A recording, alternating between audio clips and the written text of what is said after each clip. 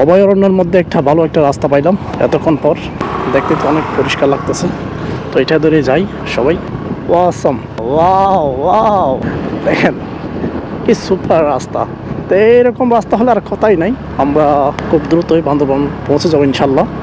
পাহাড়ের ভিতর এই যে লেক, পাহাড়, কাঁঠাল গাছ, মানে ছোট ছোট কাঁঠাল গাছও কাঁঠাল ধরছে। ভাই বাদারা সবাই আসেন, ভাই আসেন। খুব বিউটিফুল রাস্তা, অসাধারণ অসাধারণ। যাক, মনে একটু শান্তি লাগতেছে এখন।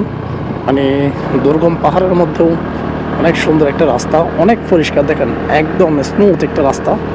তো সব বাইকাররা দেখেন রাস্তায় দিয়ে আছে। আসেন ভাই, এরা সবাই হচ্ছে মানে ফারুয়া যেতে না পারে, মনের খুব মেটানোর জন্য সবাই বান্দরবান যাচ্ছে আমাদের মতন। তো আসেন, রাস্তাটা অনেক দেখেন জোস একটা রাস্তা। ওয়াও ওয়াও ওয়াও ওয়াও, দেখেন পাহাড় পাহাড় পাহাড়।